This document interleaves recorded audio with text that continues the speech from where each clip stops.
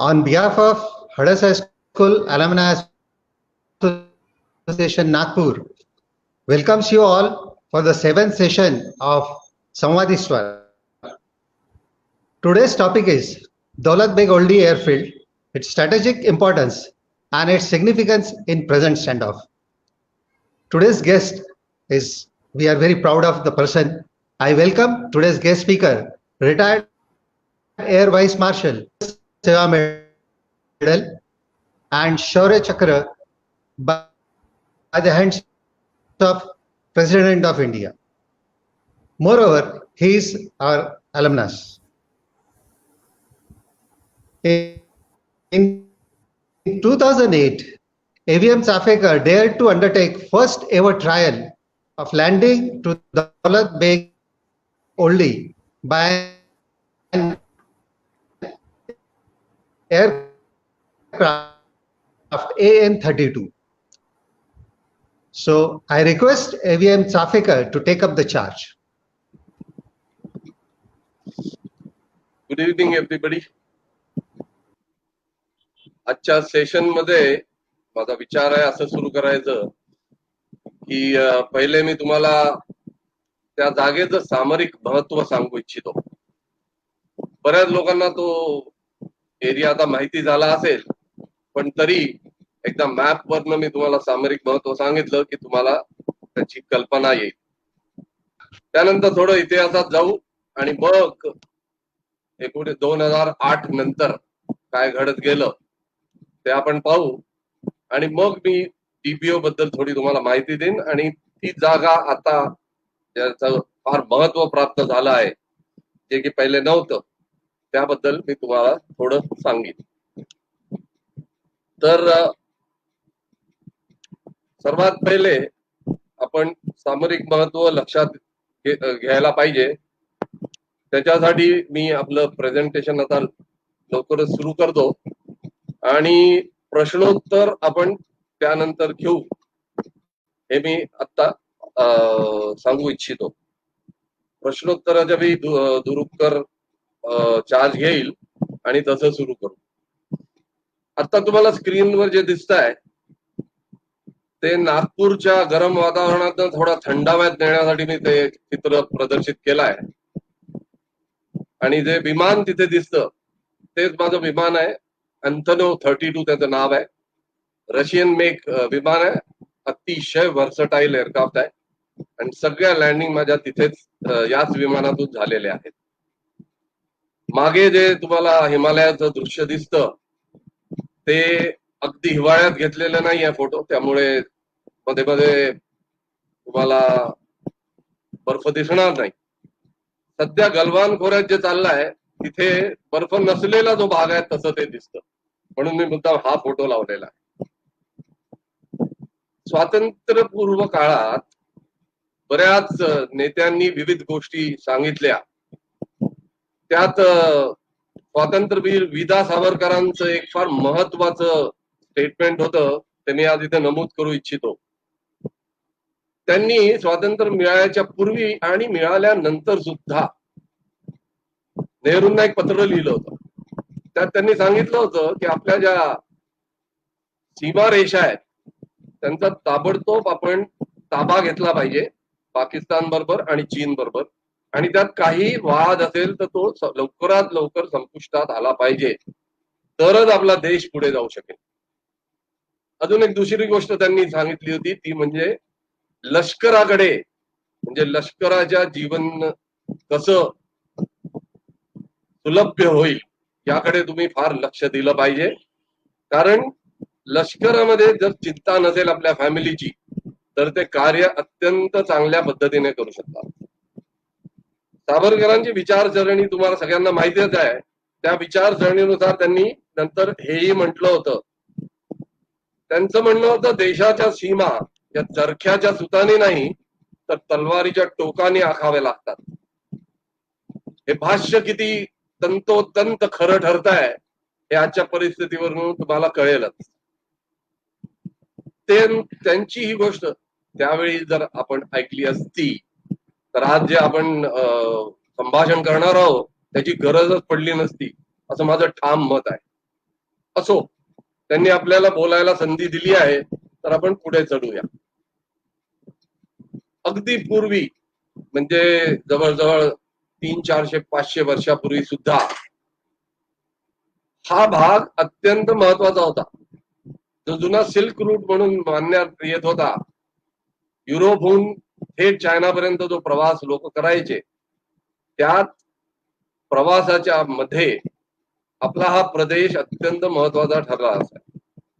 DBO मध्ये तर अशी दंतकथा आहे की तिथं डीबीओचं नावच मुळी या सिल्क रूटच्या मुळे पडलेलं आहे. एक व्यापारी होता दौलतभाई गोल्डी, त्यांनी तिथे आराम करायला तो थांबला आणि प्रचंड वादळ निर्माण झालं आणि तो तिथे गेला. आणि तो श्रीमंत व्यापारी असल्यामुळे बरेच हिरे जवाहरात वगैरे तिथे कुठेतरी गाडून तो सोडून गेलाय. मी जेव्हा लँडिंग करायचो तेव्हा बरंचदा शोधलं, पण मला काही हाती लागलं नाही. ती गोष्ट विरळा.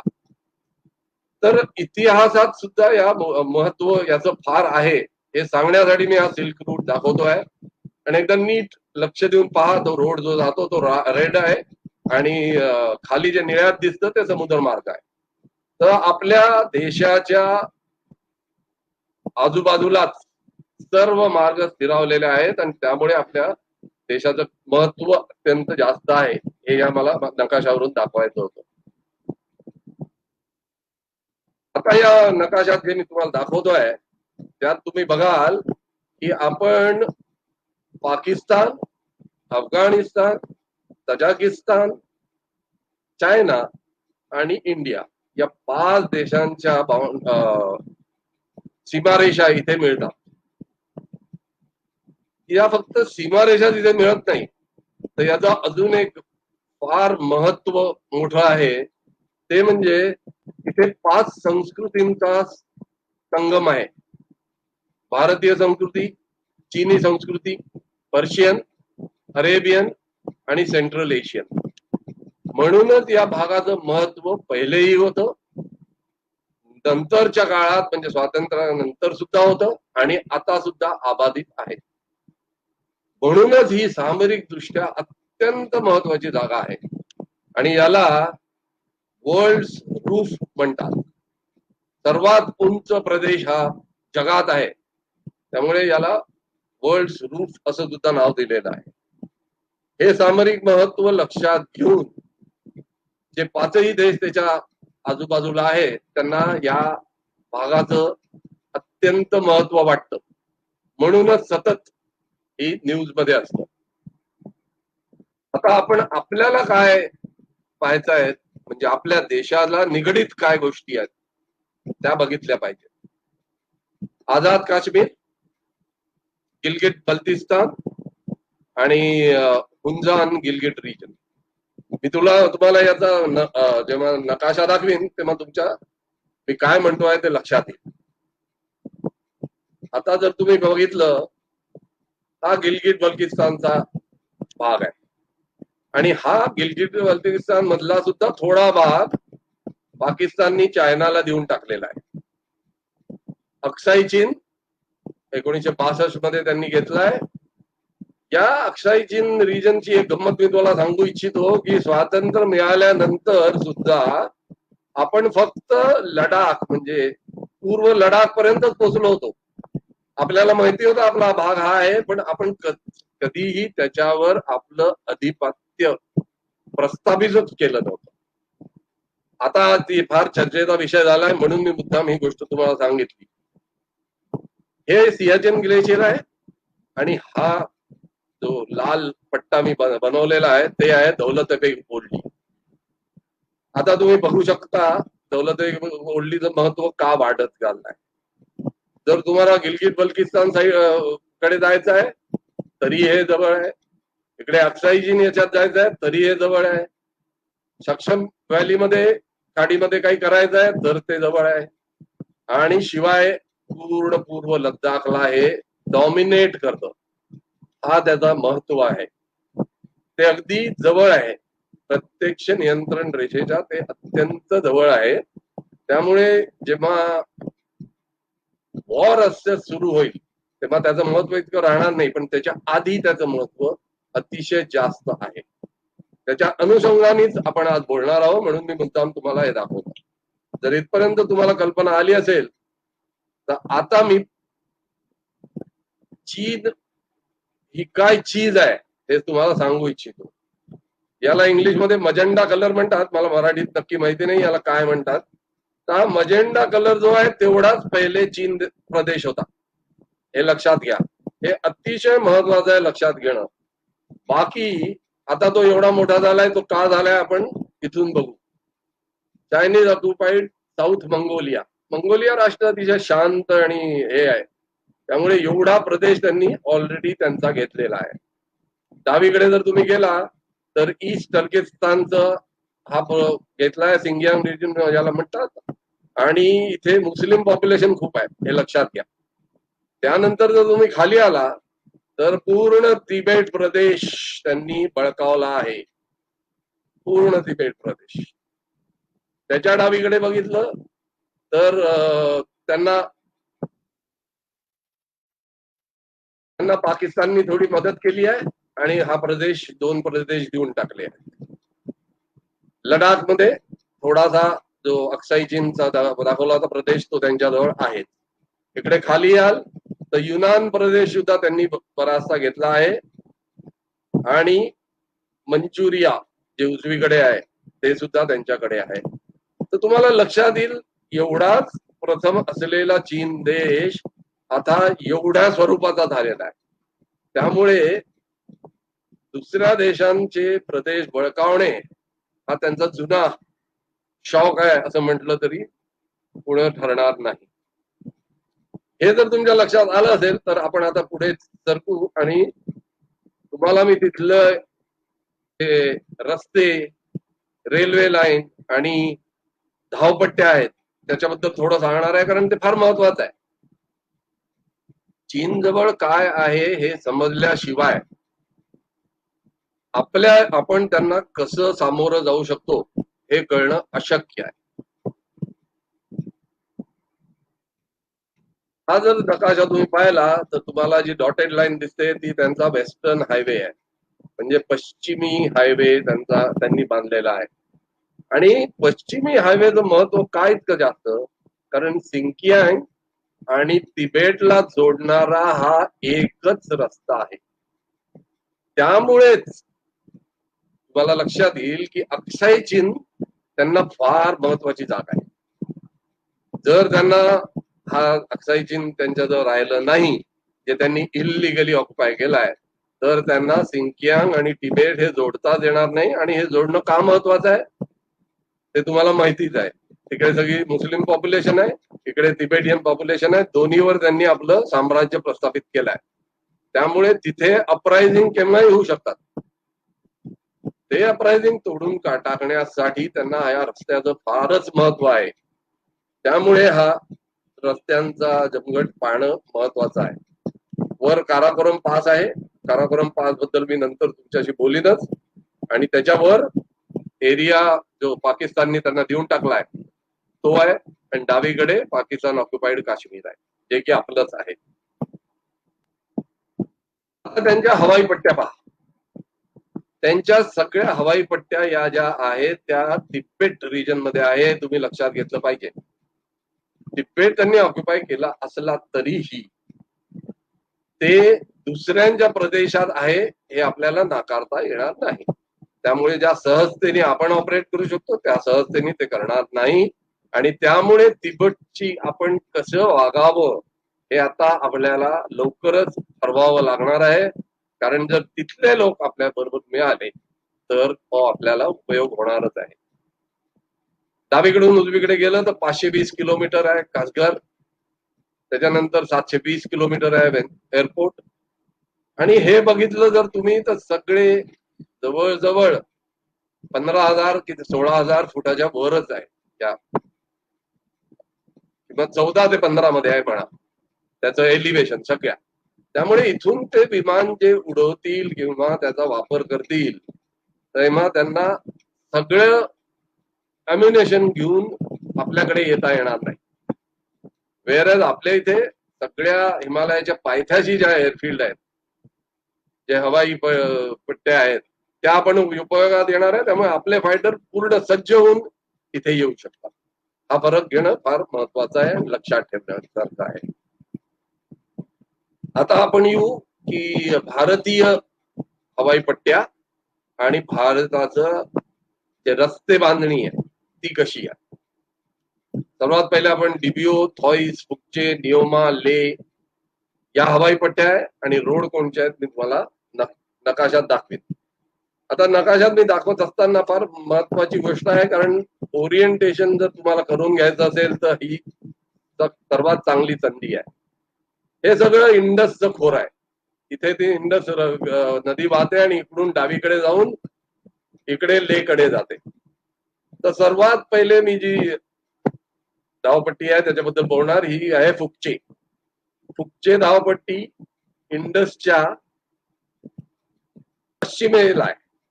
पश्चिमेचा किनारा इंडसचा हा भारताकडे आहे आणि पूर्वेचा किनारा इंडसचा हा चीनकडे आहे.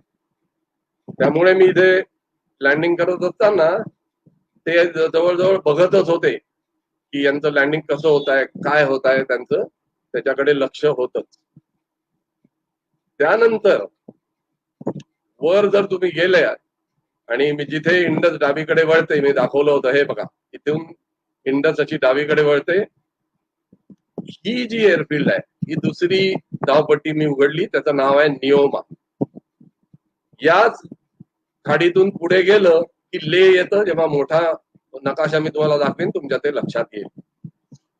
आता पुढे जर गेलं तर तुम्हाला लक्षात येईल की हे जे ठिकाण आहे हे आहे दौलत बेग ओल्डी.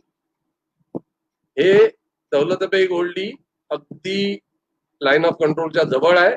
या नकाशात ती लाईन ऑफ कंट्रोल वर जाऊन खाली येते ते दिसत नाहीये, ते तुम्हाला पुढच्या नकाशात मी दाखवेनच.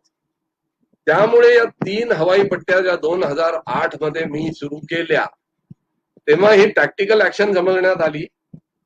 मला बराच त्रास झाला लोकांना समजावून सांगणं की का केलं पाहिजे, कारण आपण फारच पाकिस्तान सेंट्रिक होतो. आतापर्यंत जर तुम्ही पाहिलं सगळं लक्ष पाकिस्तानकडे होतं, कारण तुम्हाला सगळ्यांना कल्पना असेलच ज्यांनी सर्वात जास्त फायदा होऊ शकतो तिकडे जास्त लक्ष. त्यामुळे हा प्रदेश जो आहे ना अत्यंत दुर्लक्षलेला होता. जसं मी तुम्हाला सांगितलं की स्वातंत्र्यानंतर जवळजवळ अक्साई चीन एरिया आपण म्हणजे प्रेझेन्सच नव्हता आपला. त्यामुळे कसं कठीण होत गेलं आणि आज आपण या स्थितीत पोहोचलेलो आहे.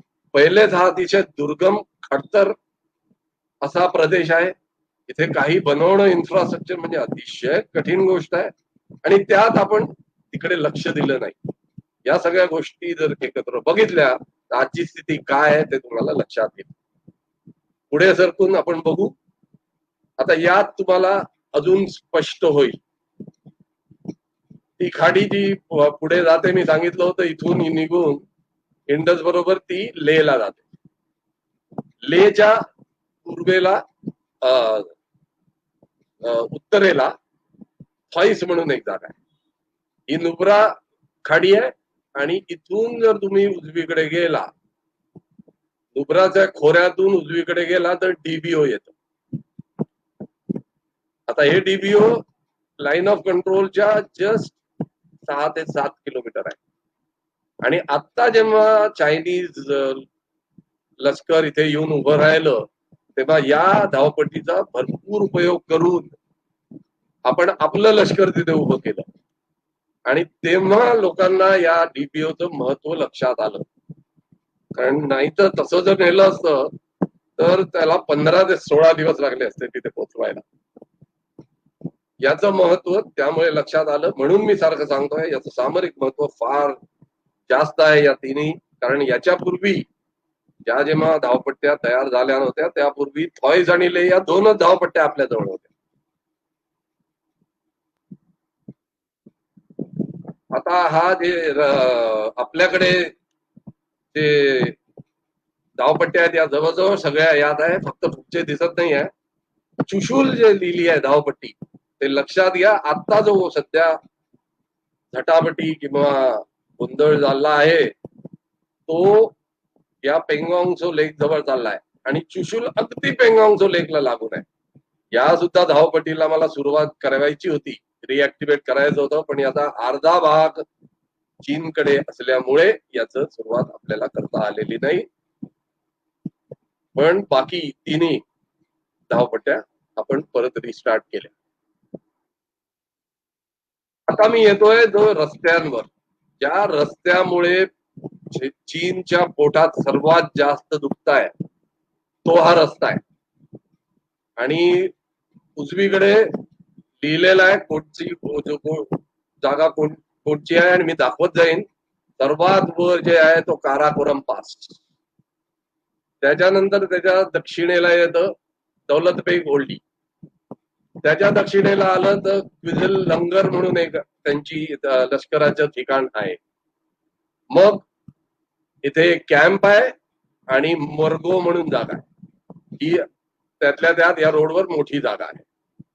त्यानंतर जे येतं शियोक आणि गलवान रिव्हर, तर जे आता सगळा गोंधळ चाललाय तो बघा इथे चाललाय.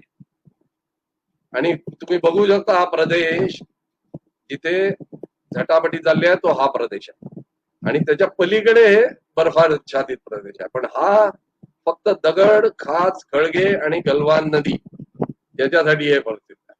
त्याच्यानंतर खाली जर तुम्ही आले तर हे शियोक रिव्हर, आणि शियोक रिव्हर जी आहे ती अतिशय मोठी आणि जोरात वाहणारी नदी आहे. गलवान ही तितकी मोठी नाही आहे, पण आत्ताच्या सीझन मध्ये तिथे शियोक रिव्हर मध्ये खूपच पाणी आहे आणि झपाट्याने ती पुढे जाते. हे आहे शियोक आणि चांगचेन रिव्हरचं वेळ. त्याच्यानंतर दारबुक जागा येते, मग आणि त्यानंतर शेवटी हा तांगसे म्हणून, आणि पेंगांगसो लेक जो आहे तो हा आहे पूर्ण. तर हा जो रस्ता आहे त्यांनी सर्व प्रॉब्लेम सुरू केलेला होता. 2008 मध्ये त्यांनी कटकटी सुरू केल्या होत्या, पण हा रस्ता जेव्हा आपण बनवला, आणि हा एकच रस्ता आहे या लाईन ऑफ ऍक्च्युअल कंट्रोलला जोडणारा, हा 250 किलोमीटरचा रस्ता आहे आणि हा जवळजवळ संपूर्ण झालेला आहे. अजून यात एक महत्वाची गोष्ट लक्षात घेतली पाहिजे की इथे आपण एक छोटा उपरस्ता काढत आहोत गलवान खोऱ्याकडे जाणारा. त्या रस्त्यावर चीनचं सर्वात जास्त ऑब्जेक्शन आहे. आता तुम्ही गप्पत पहा, चीनचे रस्ते तुम्हाला दाखवलं तर इथपर्यंत येऊन पोहोचलेले आहे, पण आपण जेव्हा बांधायला लागलो तेव्हा त्यांचं ऑब्जेक्शन सुरू झालं. त्यामुळे आपण रस्ते बांधणं थांबवणार नाही, हे ठाम मत या सरकारने घेतलं आणि ते तसंच ठेवलं पाहिजे असं माझं मत आहे. पुढे चलूया. आता जर मी जसं तुम्हाला नकाशांमध्ये दाखवलं, तुमच्या लक्षात आलं असेल की चीनकडून आपल्या इथे घुसायचं तर दर्या अशा दोनच मिळतात, एक डीबीओच्या तिथे आणि दुसरी नियोमा ले इंडस पासून. त्यामुळे नियोमाची बांधणी करण्यात आली होती, कारण त्या एरियामध्ये लडाखमध्ये सर्वात मोठं शहर म्हणजे ले, आणि चायना जर आज घुसलं तर त्यांना लेच घ्यावं लागेल. त्याच्या संरक्षणासाठी म्हणून ही मी नियोमा एअरफील्ड मध्ये एक जागा शोधली होती, आणि तिथे म्हणून त्याचं सामरिक महत्व अतिशय जास्त आहे, अत्यंत जास्त त्याचं सामरिक महत्व आहे. त्यामुळे मी परत परत रिपीट करत असतो की पुढचे नियोमा आणि डीबीओ यांचं सामरिक महत्व अतिशय जास्त आहे. तेव्हा लक्षात आलं नाही, पण आता जेव्हा हा त्रास सुरू झालाय तेव्हा लक्षात आलाय की तेव्हा आपण केलेलं कार्य sweat in peace so that you don't bleed in the war असं म्हणण्यात येतं, ते इथे तंतोतंत खरं होत आहे, हे मला सांगायचं इथे. आता एक अत्यंत महत्वाच्या मुद्द्यावर मी येतोय, आणि हे मॅपनीच होऊ शकतं. माओ जो होता, माओ त्याचा विचार होता, आणि त्यांनी असं बोलून दाखवलं होतं की तिबेट घ्यायचं म्हणजे तो हाताचा पंजा होईल, आणि हाताचा पंजा हस्तगत केल्यावर त्याची 5 बोट 5 फिंगर्स सुद्धा आपण घ्यायची. ती 5 फिंगर्स या 4 पासेस मध्ये अडकलेली आहे, म्हणून मी हे तुम्हाला दाखवतोय. त्या फिंगर्स बद्दल आपण नंतर बोलू. एक जे ओपनिंग आहे हे ट्राय जंक्शन आहे, लक्षात घ्या. 3 देशांची सीमा इथे मिळतात, सियाचन जवळ इथे लिपुलेख जवळ, इथे डोकलाम जवळ, जिथे डोकलाम हा चर्चेचा विषय होता मागच्या वेळी, आणि टिपू पास जवळ. असे हे 4 महत्वाची ठिकाणं आहेत जिथे चीन सतत काही ना काही भानगड करत राहील. आणि ती का करत राहील हे मी तुम्हाला पुढच्या स्लाइड मध्ये दाखवणारच आहे. तर हा मॅप नीट बघून घ्या आणि या 4 जागा फार महत्वाच्या आहेत, त्याच्या रेफरन्सनेच आपण पुढे जाऊ. अक्साई चीन. आता असं म्हणण्यात येत होतं की आपण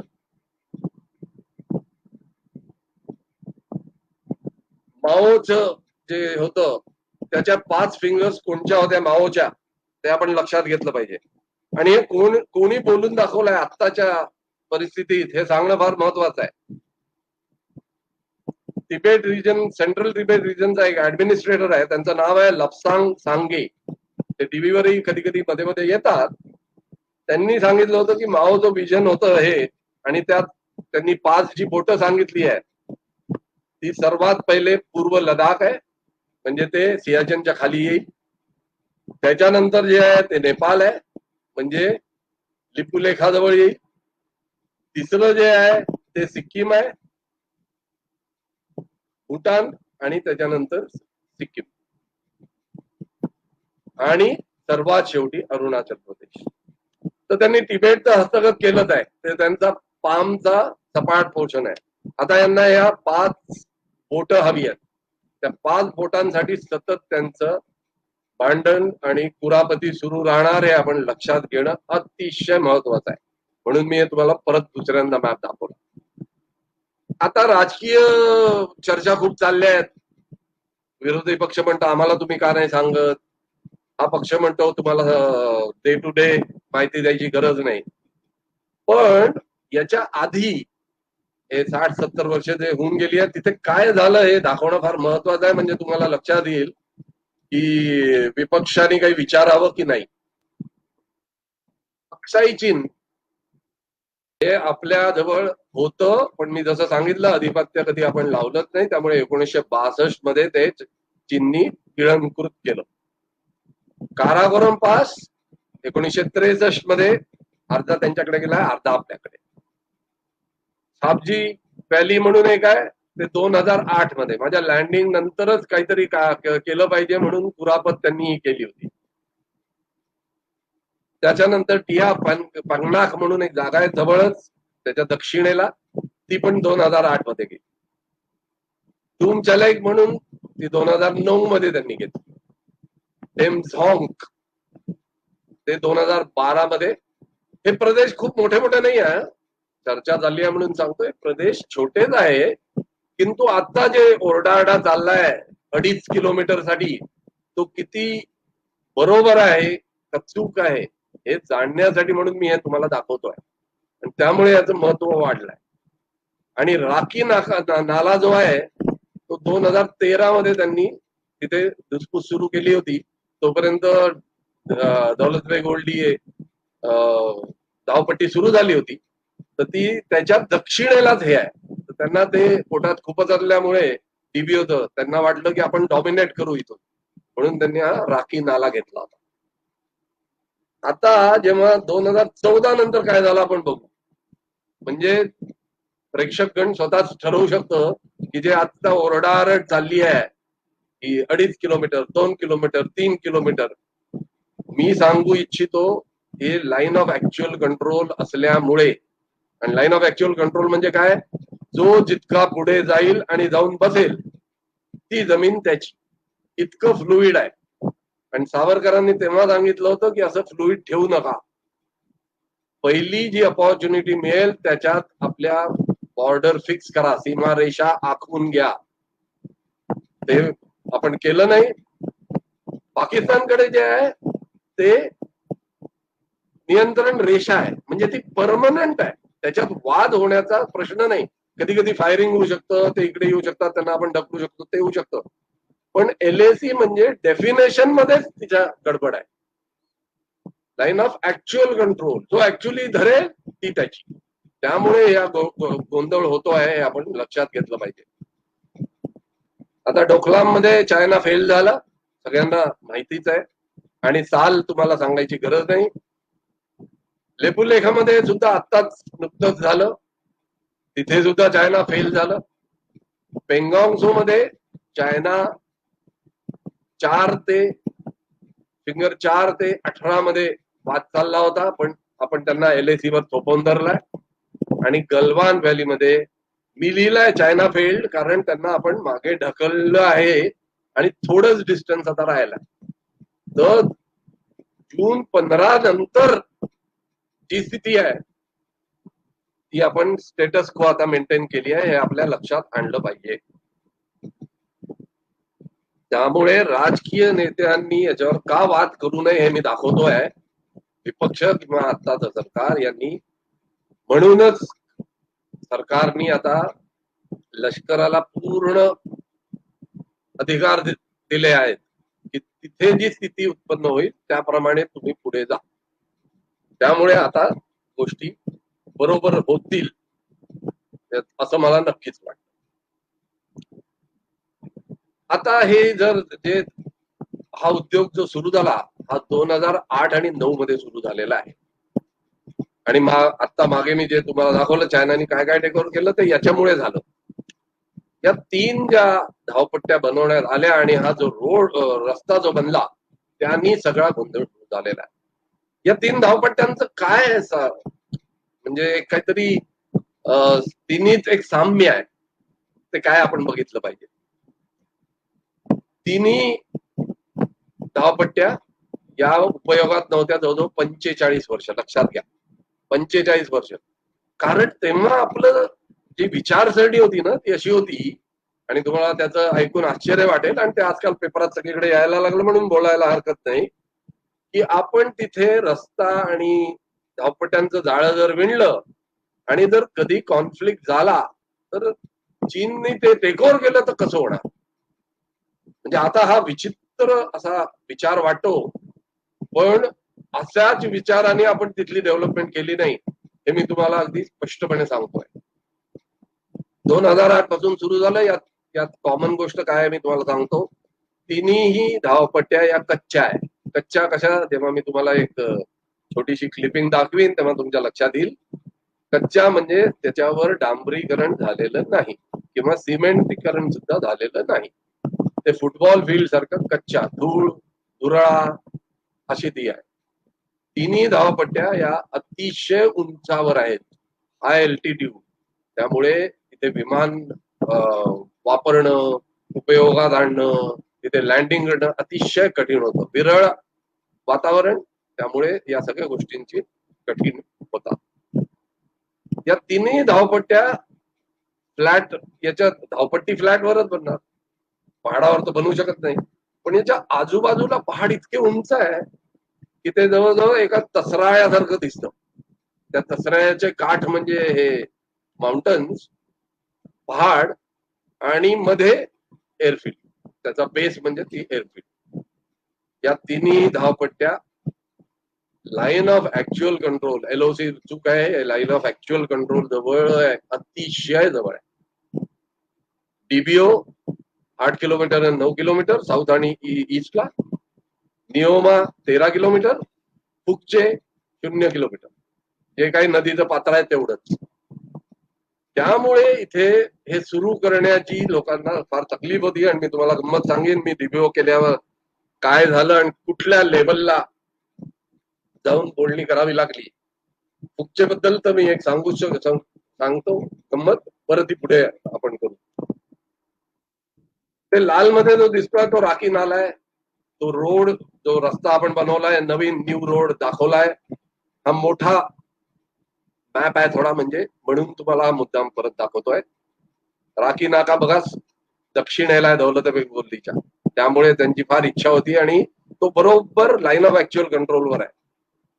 1 किलोमीटर इकडे, अर्धा किलोमीटर इकडे, लाईन ऑफ ऍक्च्युअल कंट्रोल. सगळ्या गोंधळाची गोष्ट आहे ही लक्षात आली तर आपल्याला याच्या पुढच्या ज्या बातम्या येतील त्याच्या आपल्याला कळेल.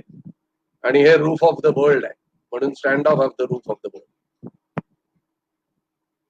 आता आपण दौलत बेग ओल्डीकडे येऊ, ज्याच्यात बरेच लोकांना इंटरेस्ट असेल.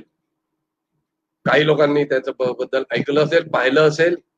पहिले मी जेव्हा या धावपट्टीवर लँड केलं तेव्हा जवळजवळ आपल्या देशातल्या 98% लोकांना डीबीओ म्हणून काही आहे हे माहितीच नव्हतं.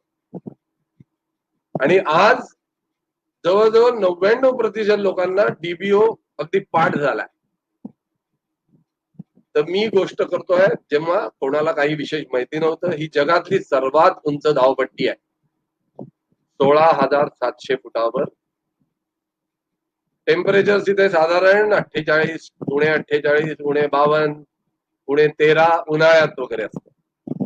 तर समजून जा डिफिकल्टी. आणि हा कच्चा, त्याच्यावर काहीही नाहीये.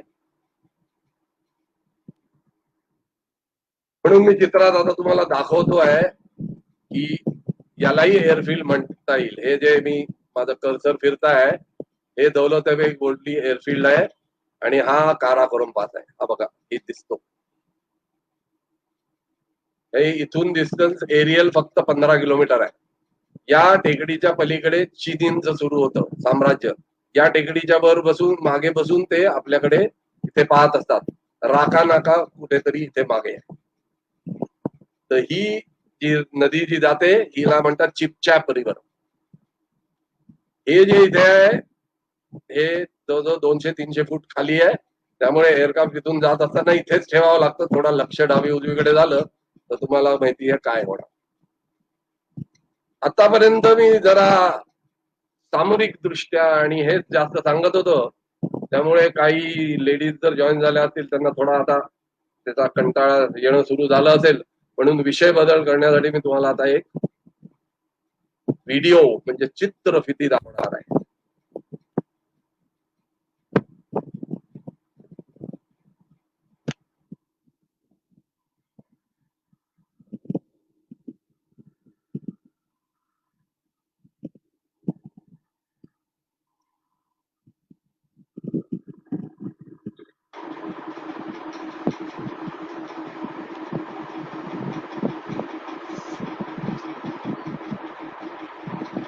हा असा प्रदेश होता, असं दिसायचं.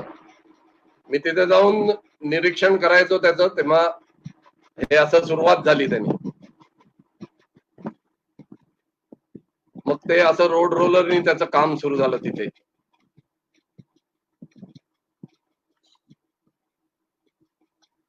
तिथे सकाळी सकाळी उतरायचं होतं म्हणून जवळजवळ 5 वाजता टेक ऑफ केला होता. 0450 दाखवत आहे.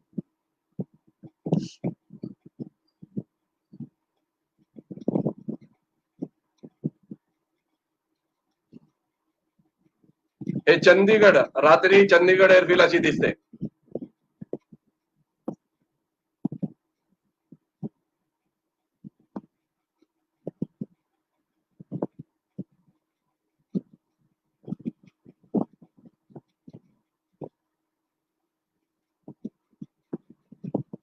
हिमालयात सूर्यदर्शन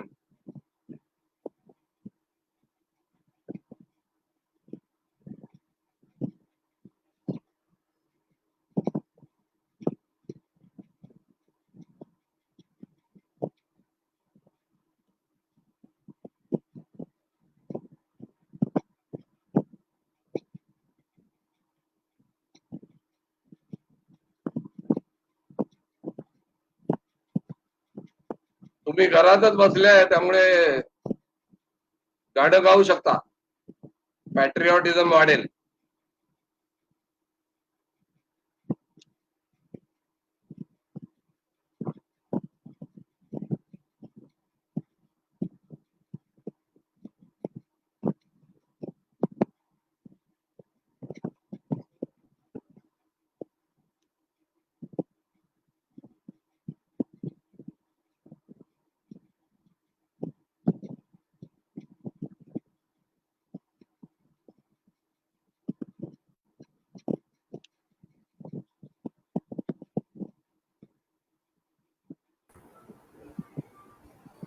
त्या दिवशी थोडं क्लाउडिंग होतं, पण इतकंही खराब नव्हतं की करू नाही शकणार.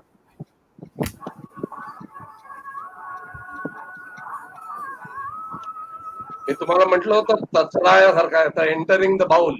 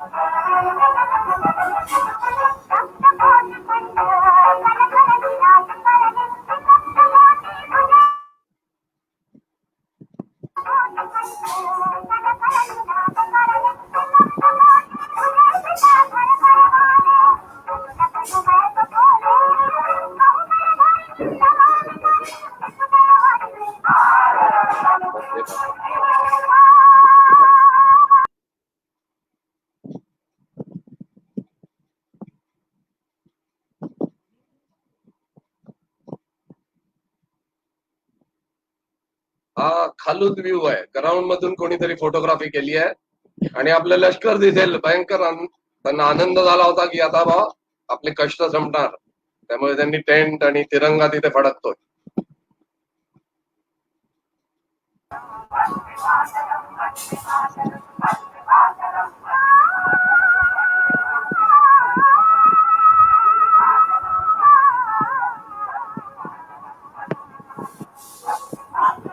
आणि आता टेक ऑफ.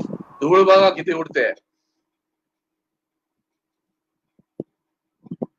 ही एक अजून एक त्रासदायक गोष्ट आहे तिथे.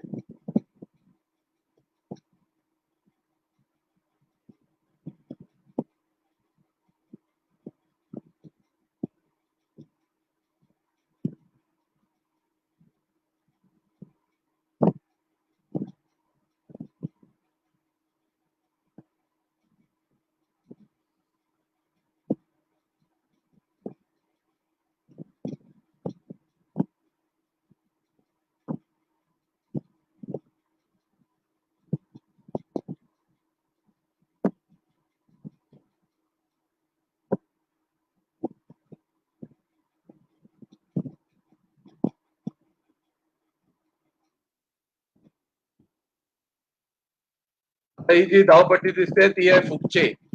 आणि मी तुम्हाला म्हटलं होतं की तुम्हाला याच्याबद्दल एक मी गंमत सांगेन.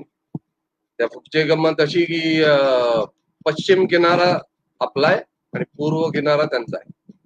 पूर्व किनाऱ्यावर जवळजवळ पूर्ण आता जे डोकलामला चाललंय तसंच त्यांनी पूर्ण आपलं लष्कर उभं केलं होतं आणि ते आपल्या फुकचे AN-32 कसं लँड करताय ते पाहत होतं.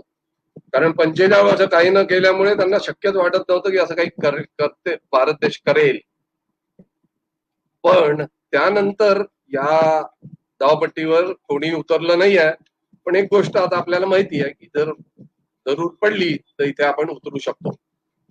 त्यामुळे डोकलामच्या वेळी थोडस इथून ऑपरेशन झालं असेल, पण ते फिक्स विंग तर नाही तर हेलिकॉप्टर्सनी यूज केलं.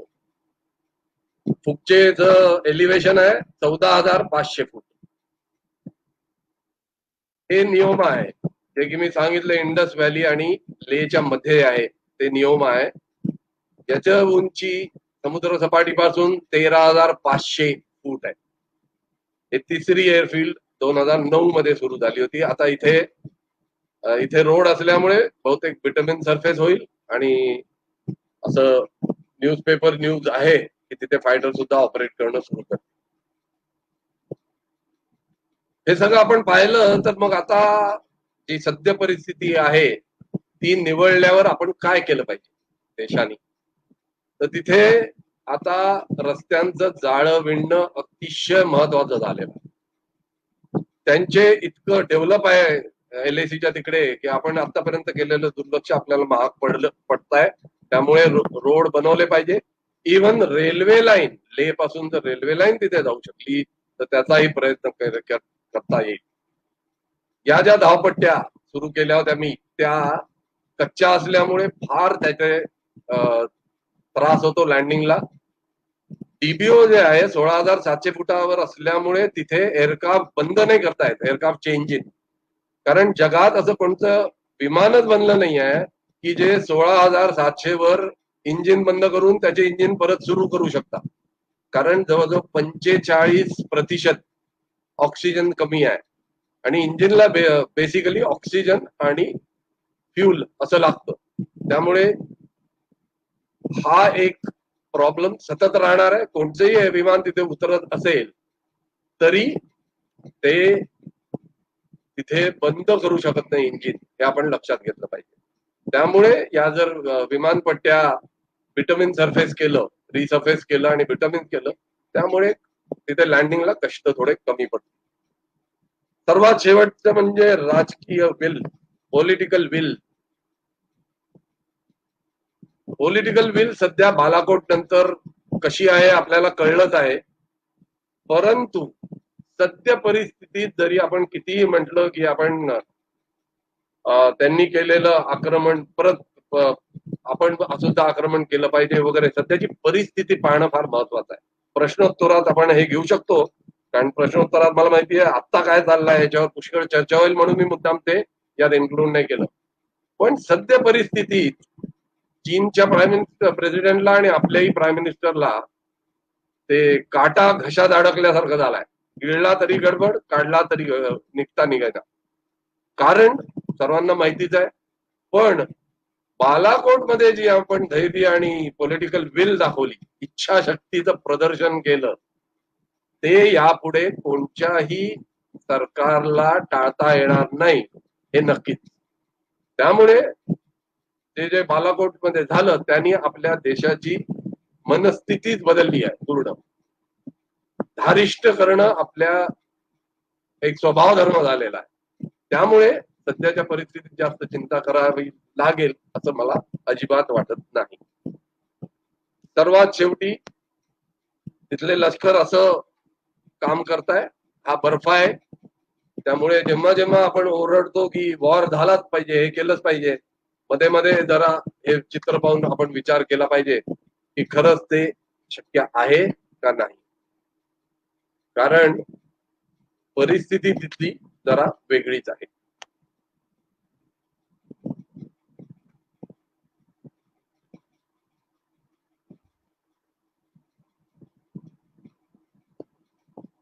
याबरोबरच माझ्याकडनं जे सांगायचं होतं ते मी संपवलंय.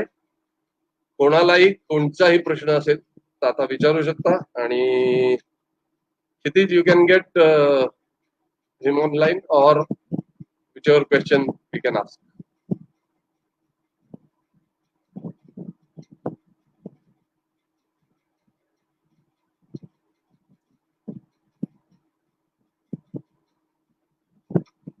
किरण,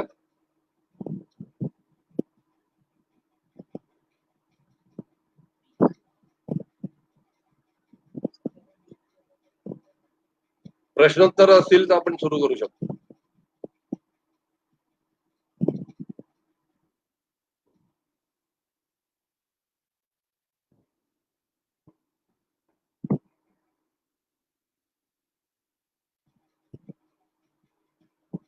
ऐकू येत आहे किरण? तुझा आवाज नाही येत आहे, अनम्यूट करा. Unmute. Kshitij you can unmute him. नाही नाही, ऐकू नाही येत आहे.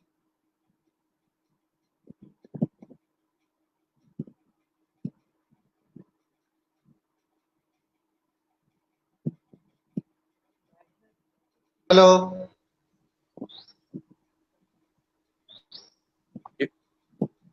क्षितिज, प्रश्न असतील तर तू घेऊ शकतो.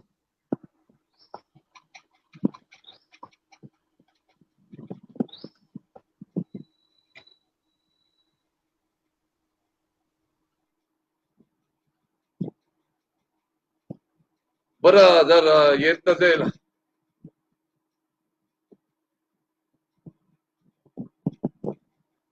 उमेश देशपांडेकडनं मला प्रश्न मिळाला आहे, how is Thoise strip importance and DBO and Thois will be critical or not in the present scenario. मला मी सांगू इच्छितो, तिथे एकूणच सगळ्या धावपट्ट्या फार कमी आहेत, अतिशय कमी. जसं मी तुम्हाला दाखवलं, ले थॉइस पहिलेपासून होत्या, आता डीबीओ, फुकचे आणि नियोमा झालाय. तर ले थॉइस आणि नियोमा हे थोड्या आत आहेत धावपट्ट्या, म्हणजे प्रत्यक्ष सीमारेषेच्या थोड्या आत आहे, त्यामुळे त्या सेफ आहे. वेअर ॲज डीबीओ आणि फुकचे एकदा जर कॉन्फ्लिक्ट सुरू झाला तर त्याचा उपयोग कॉन्फ्लिक्ट मध्ये होणं जरा कठीणच होणार आहे.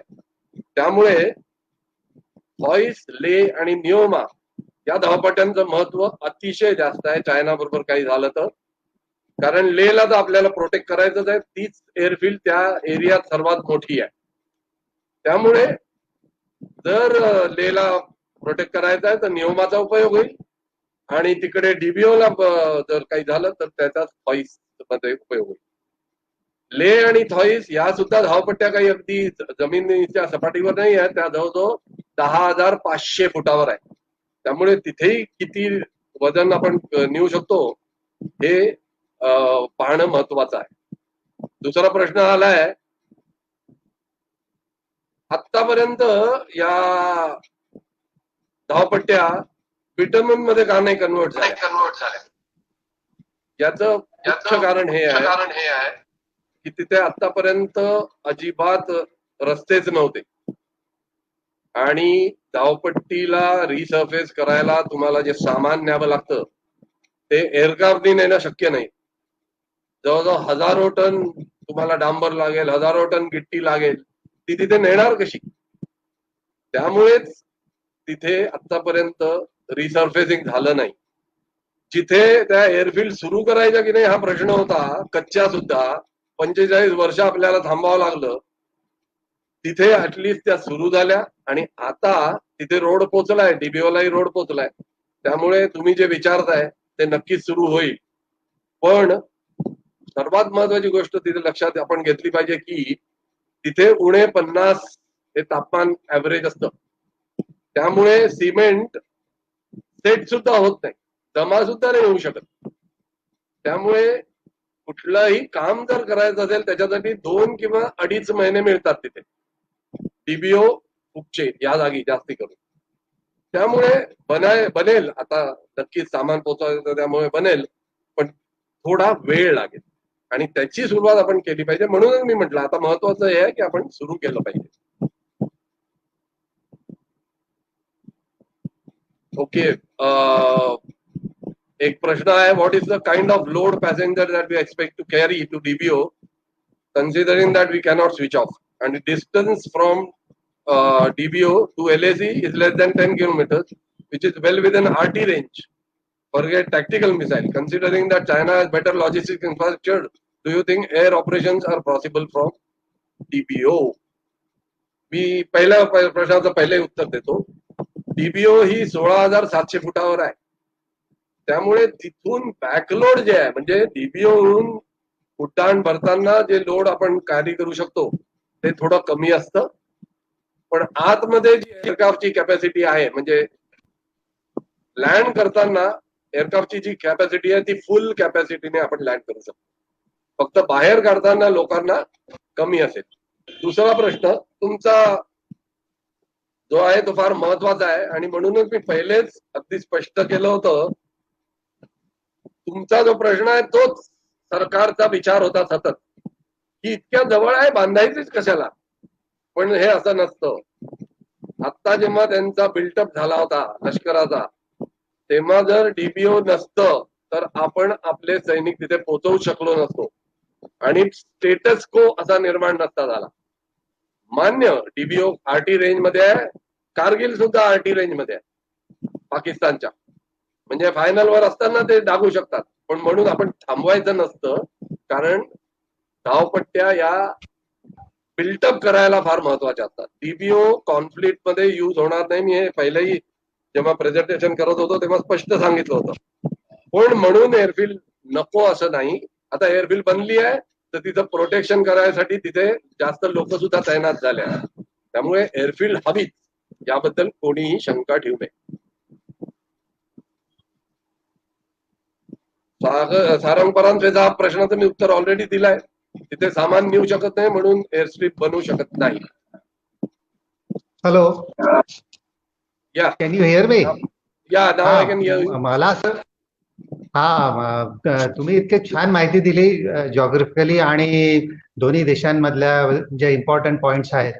पण डीबीओ जर इतकं महत्वाचा प्लेस आहे तर why took almost 40+ years to reactivate the airfield? Okay, this is a very important question, because in this I can explain you how difficult is it to land there. Sorry, किरणनी English मध्ये सुरू केलं म्हणून मी continue केलं. मला माझं मराठी बऱ्यापैकी आहे. आतापर्यंत तुम्ही पाहिलंच असेल, मी मराठीतही बोलू शकतो. तर मी मराठीत येतो, बॅक टू मराठी. तिथे विमान 16,700 फुटावर विमान ऑपरेट होईल असं जगात एकही विमान नाही आहे. मी परत रिपीट करतो, विमान असं बनलंच नाही आहे की 16,700 फुटावर लँड करून त्याचे इंजिन बंद करून मग परत त्याची सुरुवात होऊ शकते, असं बनलंच नाही आहे. नंबर 2, तिथे आजूबाजूचे पहाड इतके उंच आहेत, 22,500, 23,000, 24,000 अशी त्यांची उंची आहे. त्यामुळे एका तसराळ्यासारखं त्याचा आकार आहे. आणि त्या तसराळ्यात तुम्ही एकदा आत घुसले विमान घेऊन, आणि जर मग तुमचं इंजिन खराब झालं, काही अजून तकलीफ झाली, तर तुम्हाला परत, जसं नागपूरला मी आलो, फायनल्सवर आहे सपोज, आणि मला काही गडबड वाटली, मी अप्रोच नीट नाही आहे, तर मी दोन्ही इंजिन मध्ये पॉवर देऊन परत एकदा येऊन लँड करू शकतो. पण तिथे ही सुविधा नाही. एकदा तिथे आत शिरलं की लँड करावंच लागतं. त्यामुळे कमिटेड टू लँड म्हणून आमचा एक पॉइंट असतो. त्या कमिटेड टू लँड च्या उंचीवर पोहोचलं की विमान उतरवण्याशिवाय दुसरा काही उपाय नसतो. तिसरी डिफिकल्टी, हे इतके उंच उंच पहाड आहेत आणि त्या हाईटवर विमानाचा रेडियस ऑफ टर्न सगळ्यांना कळतच असेल, म्हणजे त्या डोंगरांच्या आत राहून विमान वळवणे हे फार कष्टाचं काम असतं. तुम्ही विमानामध्ये असे मश होता, विमानाकडे असं विमान जात असतं, तुम्हाला बँक वाढवावा लागतो, तरी विमान आतल्या आत राहत नाही. चौथी गोष्ट, लाईन ऑफ ऍक्च्युअल कंट्रोल इतका जवळ आहे की कधीही थोडीशी चूक झाली तर तुम्ही क्रॉस करू शकता, आणि तिथे चीनी एकदम तयार आहेत ऍक्शन घ्यायला. आता जे चाललंय त्याच्यावरनं तुम्हाला कळेलच. लाईन ऑफ ऍक्च्युअल कंट्रोल मध्ये सतत काही ना काही उद्योग सुरू असतात, त्यामुळे ते अतिशय जवळ आहे. सर्वात महत्वाचा मुद्दा तुम्ही पहिलेच कव्हर केला आहे, तो म्हणजे सरकारचं विचार करण्याची जी शक्ती होती तेव्हा ती थोडी वेगळीच होती. त्यांचा विचार मी तुम्हाला पहिलेच सांगितला की तितक्या जवळ रस्ते कशाला बनवायचे जर कॉन्फ्लिक्ट झाला. कारण 1962चं भूत बरेच दिवस आपल्या डोक्यावर गेलं नाही, ते बरंच नंतर 2008 उगवावा लागला त्याच्यासाठी. आणि मी तुम्हाला परत परत सांगू इच्छितो, मी जेव्हा हे लँडिंग करत होतो तेव्हा मला सगळ्यांकडनं प्रश्न हे होते की का करतोय, काय गरज आहे. त्यामुळे पटवून देणं फार डिफिकल्ट होतं.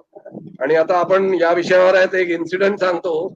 31 मे 2008 ला मी तिथे लँड केलं, आणि 1 जून 2008 ला साधारण रात्री 8-8:30 ला मला एक कॉल आला की तुला दिल्लीला जायचंय ताबडतोब, आणि एक्सटर्नल अफेअर मिनिस्टर उद्या चीनला जातोय, तर त्याला तुला एक्सप्लेन करायचंय की तू तिथे लँड का केलं.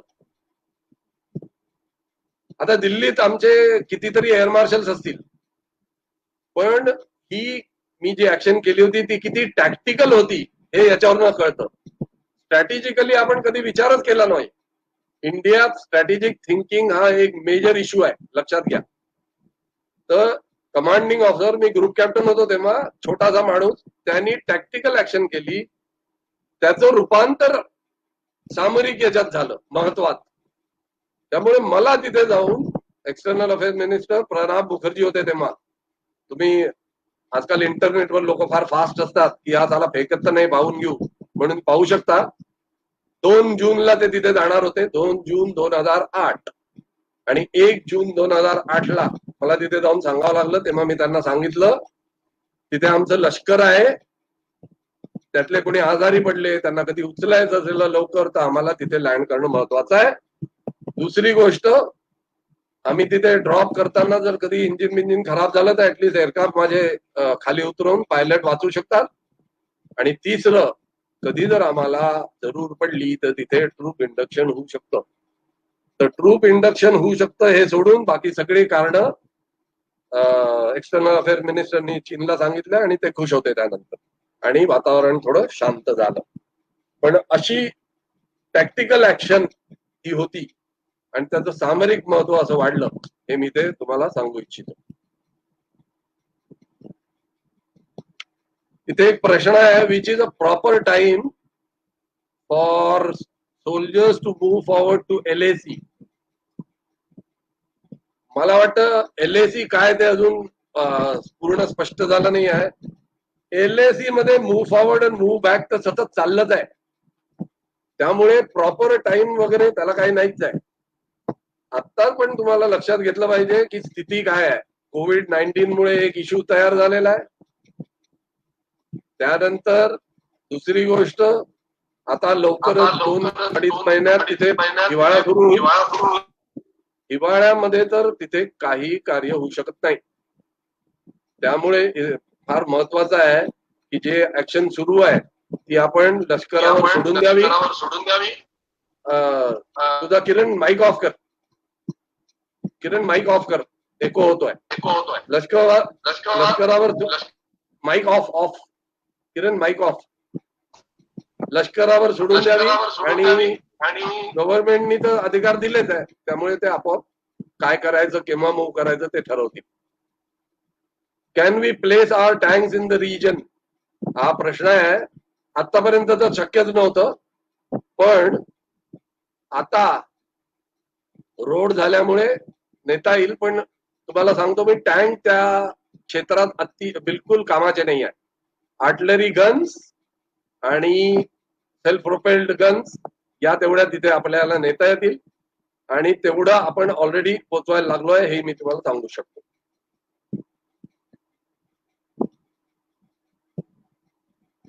शिरीष सालपेकर विचारतोय मला कोणत्या लेवलवर बोलावं लागलं होतं. मी सांगितलं ना एक्सटर्नल अफेअर मिनिस्टर. मला एअर हेडक्वार्टर मध्ये बोलवलं आणि एक ACS ऑप्स म्हणून गृहस्थ असतो एअर मार्शल रँकचा, त्याच्याबरोबर जाऊन मला ते सांगावं लागलं लेवलवर. लेवल ती होती.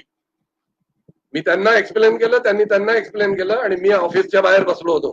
एक्सटर्नल अफेअर मिनिस्टर ग्रुप कॅप्टनला आत नाही येऊ देणार हे तुम्हाला ज्ञात असेलच. Does China have air strip on their side. मी जे तिबेटचा रिजन दाखवला होता ना स्मिता, तो तिबेटच्या रिजन मध्ये त्यांच्या एअरफील्ड आहे. पण त्यांचा सर्वात मोठा डिसएडव्हान्टेज हा आहे की त्या बऱ्याच हाईटवर आहे. त्यामुळे फायटर एअरक्राफ्ट जेव्हा एअरबोर्न होईल तेव्हा ते जास्त अम्युनेशन कॅरी करू शकणार नाही. त्यामुळे नुकसान कमी आहे.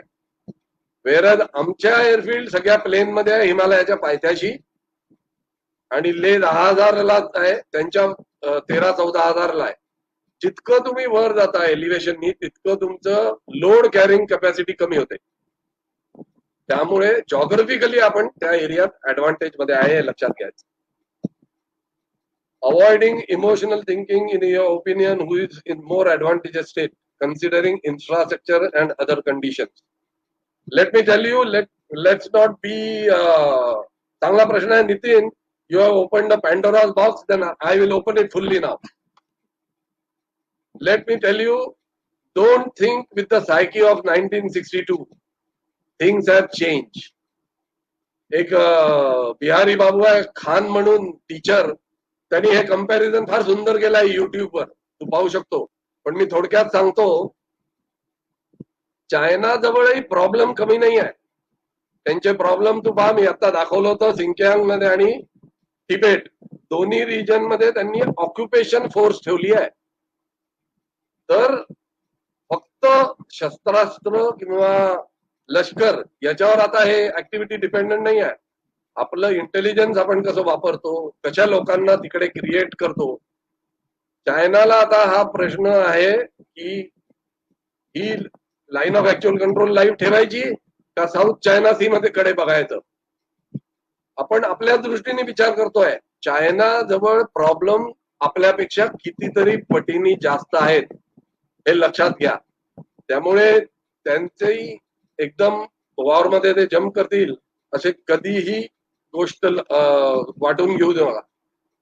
साऊथ चायना सी मध्ये अमेरिकेचे 2 जहाज ऑलरेडी उभे आहेत.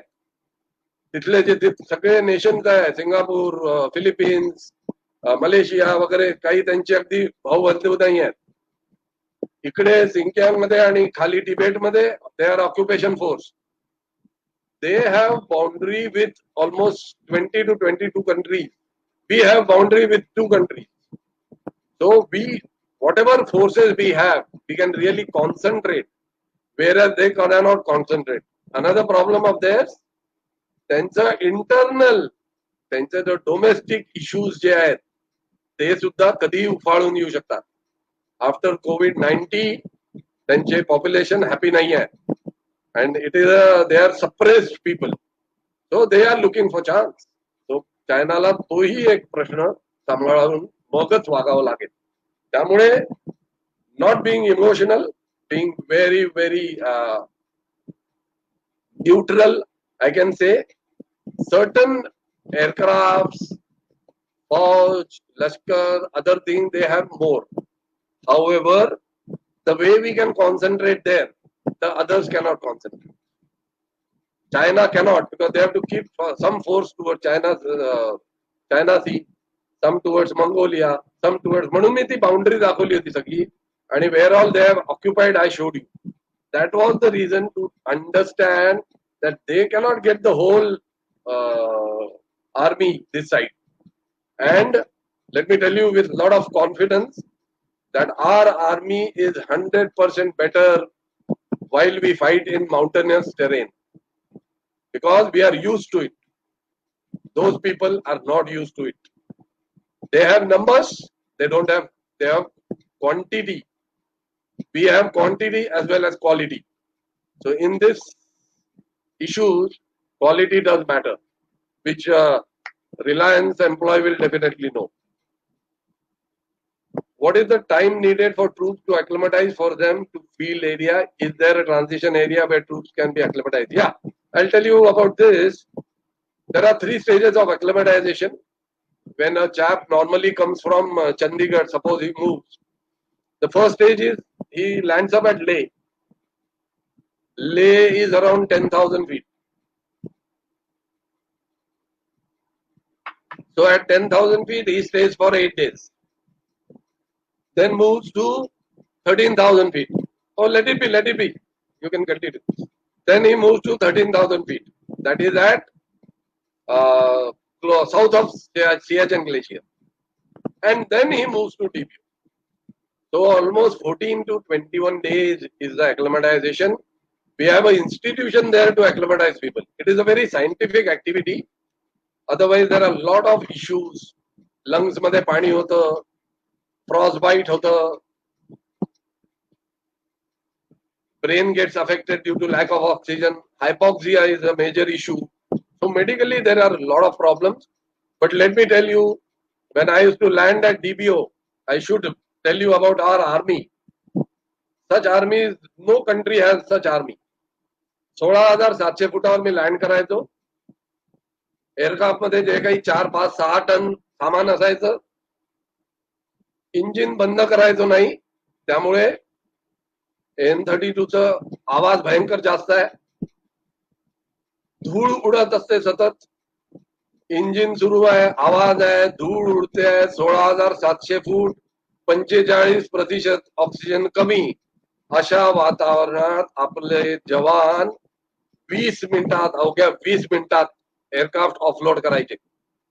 I am telling you, I am so proud to tell you this. Hats off to this people. त्यांच्या बेस मधून मी जे गड्ड्यात खाली दाखवलं होतं ना, चिपच्या रिव्हरच्या जवळ त्यांचा बेस आहे. माझा एअरक्राफ्ट येत आहे कळल्यावर धावत ते वर यायचे. Acclimatization makes this much of difference, whereas the Chinese guys are not acclimatized, and not being acclimatized is a big problem. Half battle is won if you are acclimatized. That is what I will say. Rajiv, what would you have been the consequence of failure to take off after landing AN-32 DBO for you? And okay, my AOC didn't land. My AOC was there in the aircraft as passenger.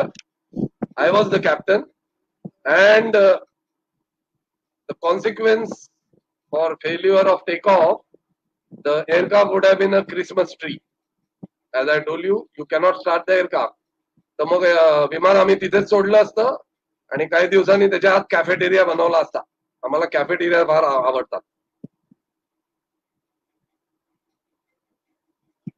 Okay, IRNSS, LNAV, BNAV, some technical guys come big way, and good question. Manpads and accurate artillery direction, be it from air or okay. I will tell you, in mountainous terrain, the navigation is the best navigational aid is pair of eyes. I'll tell you the reason. When you are in the shadow of mountain, especially when you descend, to land you have to come down, isn't it? So whenever you descend, all these aid, IR, NSS, LNAV, BNAV, will be available, but not as reliable as in planes. So we are taught very clearly to rely on eyeballs once we start descent.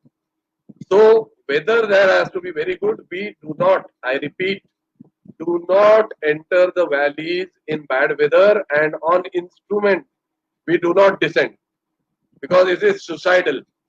That is what I'll tell you. So visual picking up of the airfield is a very important for navigation, IRNSS and all that, GPS and all. It doesn't give good accuracy. That is what I'll say. Night operations.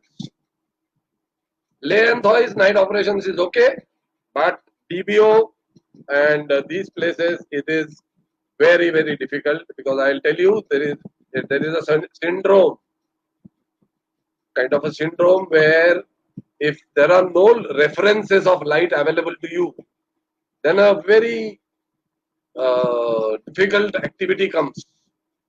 That is, you cannot make out which is sky and which is earth. If it is a dark night, it is impossible, and chances of disorientation are quite a bit. Leh and Thois, yes, definitely. We do operate by night. There is no problem. Okay, it is well known. But other places, no. Till we get vitamin surface, it will not be possible.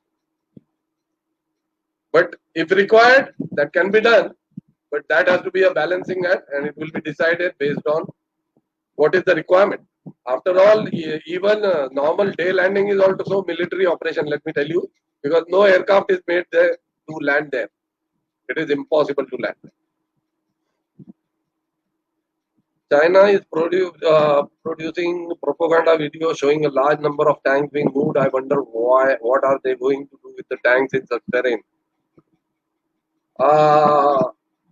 What all is on their radar, I have already told you. The Ladakh region is this portion of palm, and 5 fingers they want to take. 5 fingers I have already explained you. East Ladakh, Nepal, Bhutan, Sikkim, Arunachal. This is their final thrust. When and what they want in our lifetime, I don't think they will be able to do. But this is their thrust.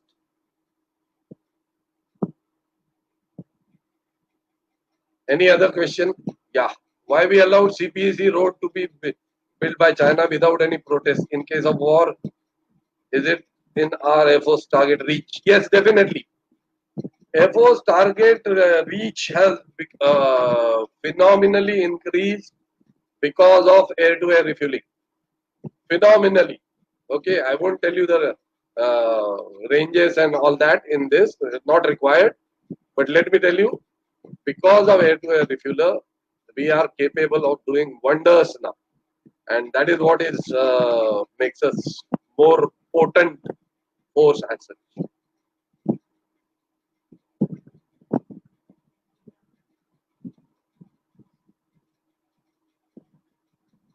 Cocoa, yes, Cocoa Island, they do have certain things, but even the other countries also do have, but we don't have to get worried about it. We also have something against it already.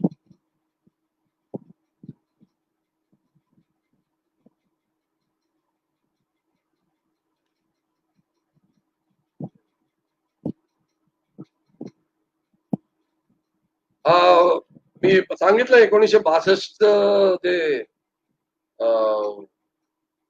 भीती किंवा whatever result was there ते आपल्या डोक्यात बरेच वर्ष राहिलं. पण जसं I have told you that from 2008 onwards, somewhere at least people started thinking, and I keep mentioning it again and again because I feel very proud about this activity of mine, that as a group captain, a junior officer, I thought something to be done tactically. It was, I repeat, it was not a strategic reason. It was a tactical action decided by a commanding officer, and it has turned out to strategic. And thereafter, now this present government and the government before also has started activity, and now we will develop. I am sure with this standoff, now the importance is well known, and we will surely develop further. Few years we wasted, 50 years, as you say rightly, but nothing could be done for the wastage. There's no point looking back. We should be looking ahead, and future is bright. Absolutely correct, Vishwas. There is no doubt in anybody's mind that if 1962 we had reused our air force, which was quite a potent force there then, we would have gained a lot. However, our political leadership that time didn't understand the importance. And I have already talked about the psyche. You heard me talking about that psyche. That psyche also was a hurdle to use the Air Force. It would have been a different picture, but as again I keep saying, no point looking back. Let's look ahead. And now we are further potent in this, and anything happening, we will definitely use it. At LAC, is it possible for our soldiers to keep watch with the help of drone or similar unmanned flying objects? Yes, definitely, and they are being used. Let me tell you that they have been used, but to what level they can be used is depends, and where the standoff is going on. Please understand, the range of these drones is going to be very less. It's one ridge, valley, another ridge, valley. So where all you will move this drone, but limited use is going on, and yes, we are using. Pakistan border, yes, the usage is quite done well.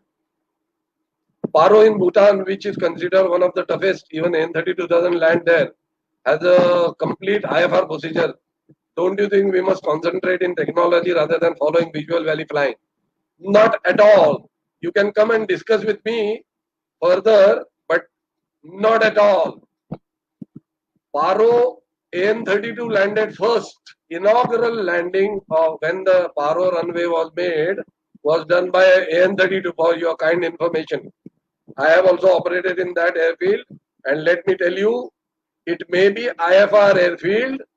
However, if the weather is bad and you cannot see valley, nobody in this world descends on instrument between the mountains. Let me tell you as a pilot very confidently. Okay, if somebody is saying it is all bumps, IFR procedures are never made for. It is not a IFR field. You will have to see that. And even if it's IFR field declared, you cannot do complete instrument approach and landing there. Only when you descend, reach the height which is required for the let down, then only you can do that. Otherwise, no. And Paro is not as dangerous as Leh, Thois or DBO. Let me tell you, Paro is much easier airfield. It is with them. Okay, it is a small nation, so they have made it important. I have landed there, nothing much.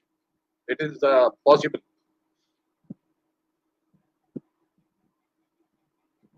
present reasons I told you. Number one,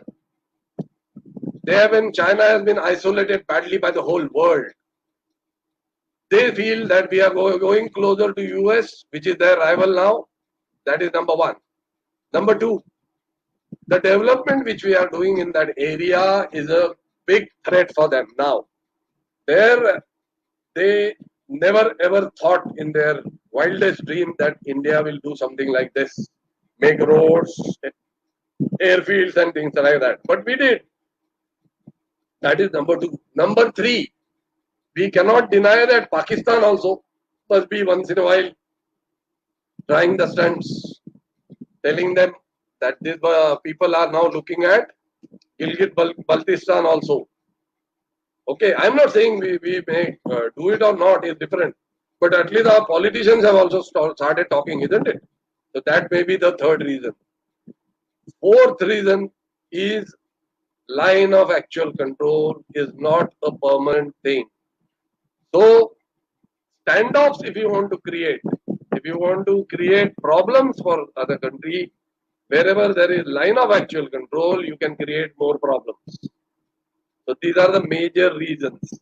But let me tell you, after what has happened on the June 15th night, they must be really shocked, surprised by the furiosity with which the Bihar regiment has fought with them.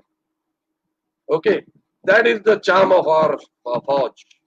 Our guys are very good in mountainous terrain. Infantry is excellent. They deal very well.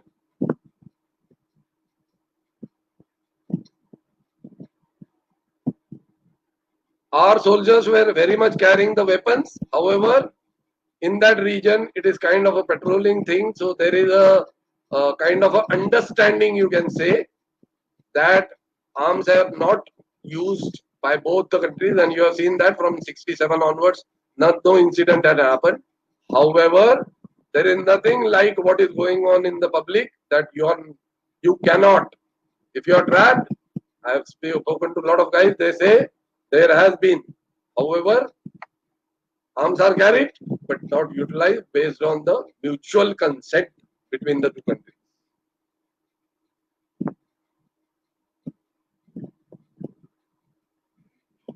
Anything else?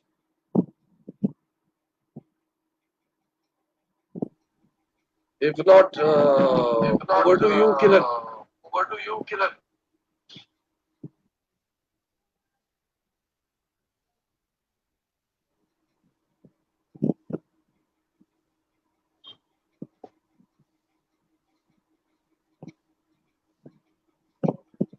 Hello, can you hear me? Yes, now I can. Yes, now I can. Yeah. So I think most of the questions you have covered, and very nicely you have given the answers. I'm sure most of the viewers have liked your detailed talk. I thank you for your presence and detailed information about the topic. I also thank all the viewers, as well as I thank Kshitij Ingre, who has conducted this program. So see you in next session with new speaker. Namaskar. Thank you very much for giving me this opportunity. Good day. Thank you very much for giving me this opportunity. Good day.